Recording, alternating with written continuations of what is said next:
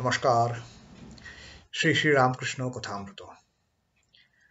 तव कथामृतं तप्तजीवनं कविभिरीडितं कल्मषापहं श्रवणमङ्गलं श्रीमदादतं भुवि गृह्णन्ति ये भूरिदा जनाः। श्री श्री रामकृष्ण कथामृतो प्रथम भाग द्वितीय खंडो नवम परिच्छेद, and we continue our reading from the 9th chapter where Sri Ramakrishna is talking to Keshava and other Brahmo devotees and conversing them on the topic of Karma Yoga. Sri Ramakrishna has given them some wonderful teachings of before doing good to the world, you first realize God. You realize the ultimate truth first and then get into it. Otherwise, what will happen? হয়তো দান সদাব্রত বেশি করতে গিয়ে লোকমান্য হতে ইচ্ছা হয়ে পড়ে. He said, with all good intention, you will start doing the work of charity, the work of distributing free food, free meals, everything. But what will happen? That from some nook and corner of your mind, the desire to earn name and fame, lokomanya, hote ichha hoye pode. From somewhere you don't know, you will start saying, I am doing nishkama karma. But if you have not realized the God, if you have not realized the ultimate truth, this desire will crop up in your mind and then you will get drowned in that desire for earning name and fame. And then he had told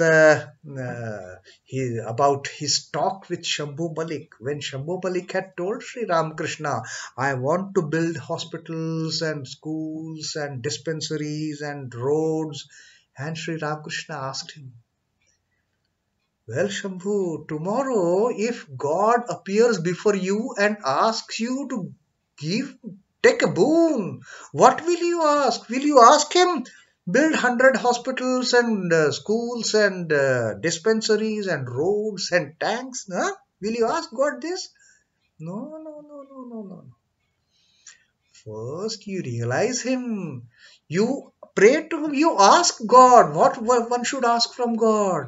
One should ask from God pure devotion, like Sri Ramakrishna had told in that teaching once to these Brahmo devotees on the steamer itself, that what he had prayed to the Divine Mother. Mother, take this knowledge, take this ignorance and give me pure devotion, Shuddha Bhakti Dao. That is what one should ask. Leave everything to God, the knowledge, the ignorance, the purity, the impurity, the sins, the merits, everything give it to God. Only Shuddha Bhakti, the pure, untainted, stainless devotion and faith for the lotus feet of the Lord. So that is what Sri Thakur had told the Brahmo devotees. And now Sri Ramakrishna's advice further continues. What he says, Karma Yoga bodo kothin. Karma Yoga is very hard indeed. It is not so easy. It is easy to say, like Thakur also accepts. The Karma Yoga is indeed very, very difficult to follow.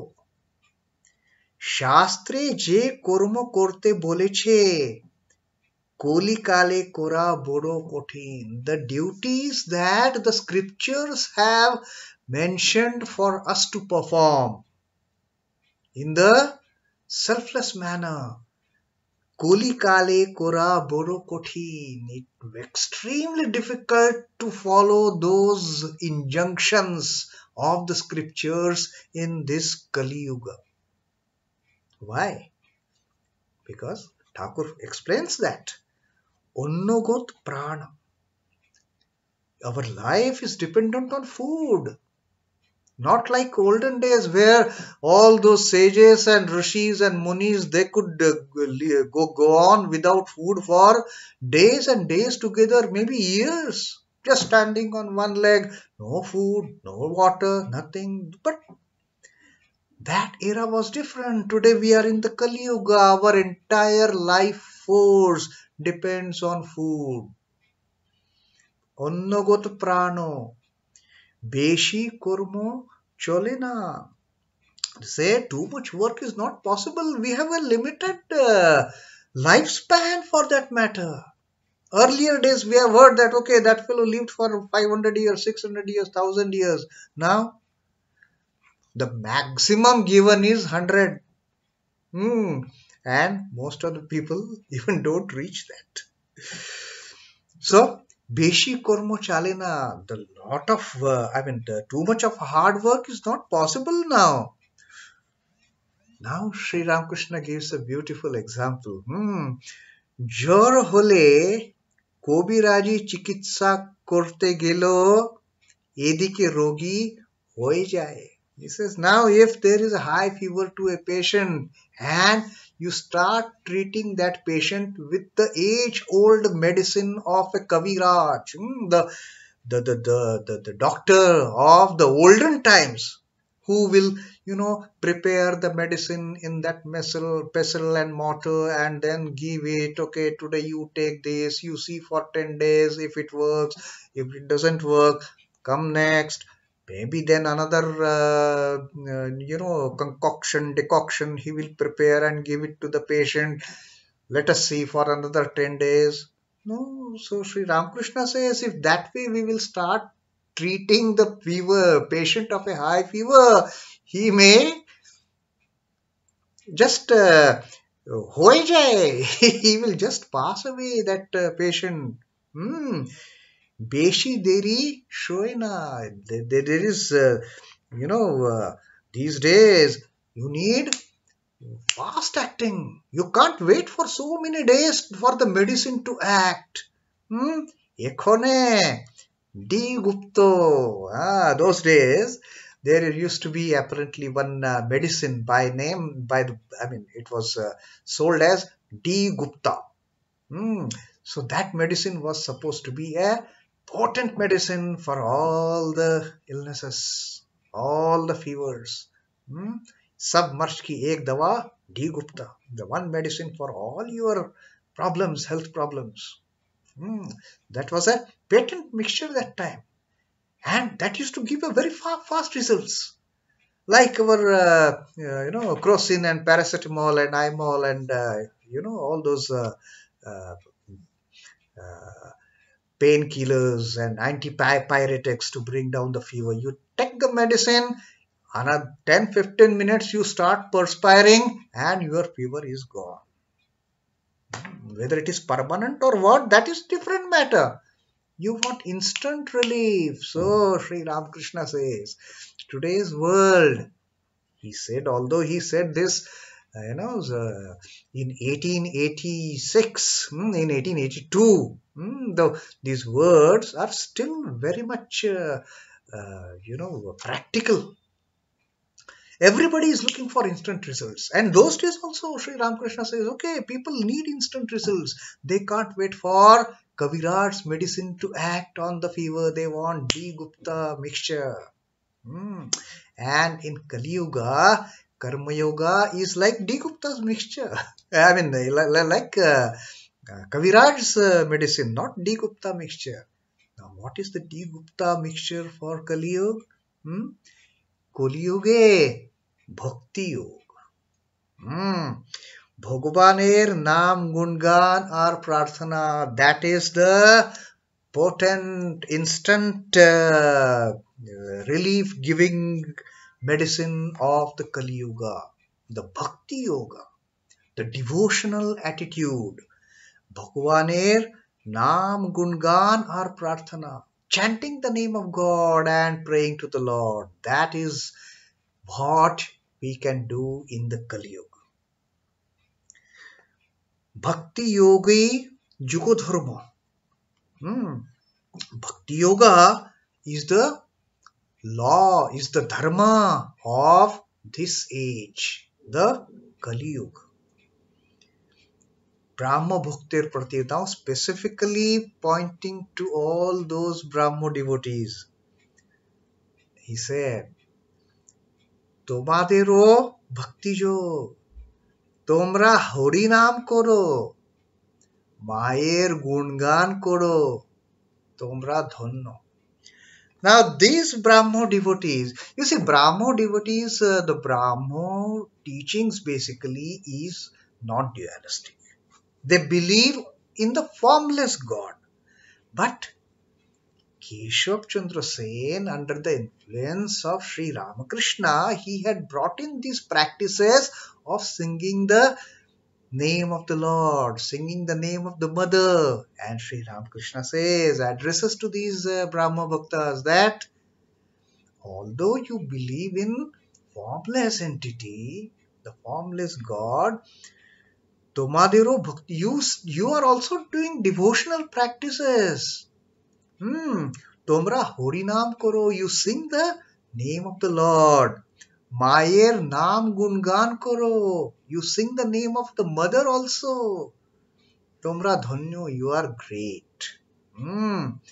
Tomader Bhapti Besh, the attitude that you have is really very nice. You think about the formless also, but at the same time, you sing the name of the Lord also. You chant the name of the Lord also. You sing the name of the mother also. বেদান্তবাদীদের মতো তোমরা জগৎকে স্বপ্নবৎ বলো না. Like the Vedantists. What Vedantists said? Brahma Satya Jagat Mithya.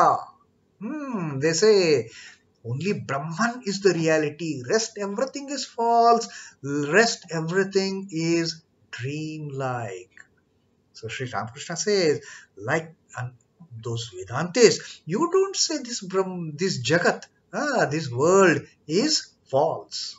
You don't say this Jagat is dream, because you also experience singing the name of the Lord while doing your sadhana.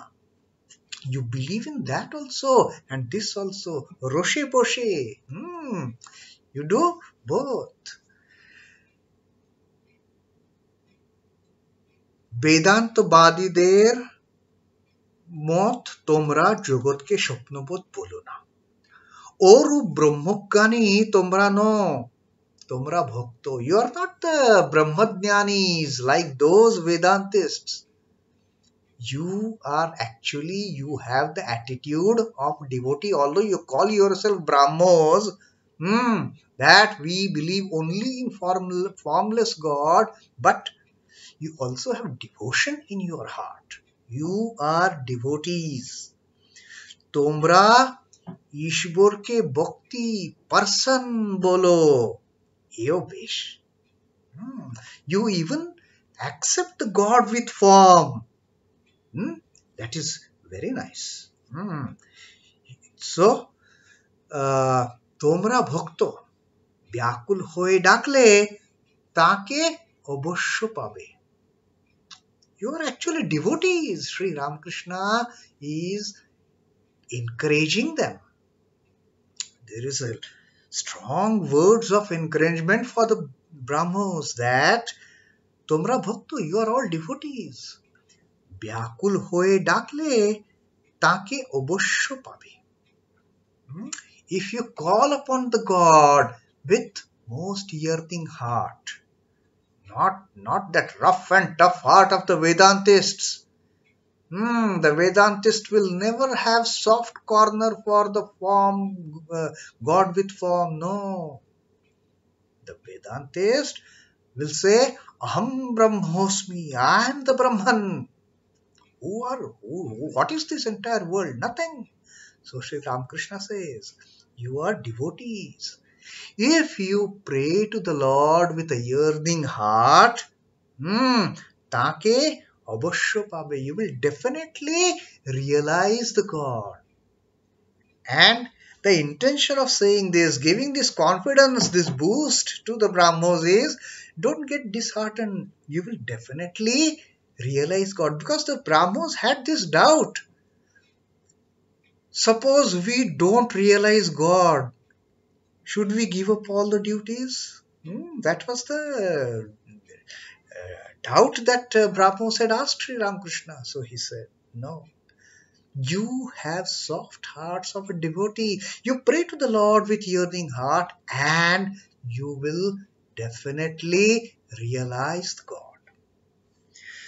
So with that comes to an end of this ninth chapter of the second section, and in our next reading of the 10th chapter, now it is time to say goodbye to Keshav and the Brahmos, and Thakur will be on his way back to Dakshineshwar. Of course, he will have a small, short, halt at one of his most beloved disciples' house, Surain, and there he will meet Naren. So that we will read in the subsequent readings. As of now, Om Namah Shri Bhagavate Ramakrishnaya. Shri Ramakrishnar Panamastu. Jai Thakur. Jai Ma. Jai Swamiji.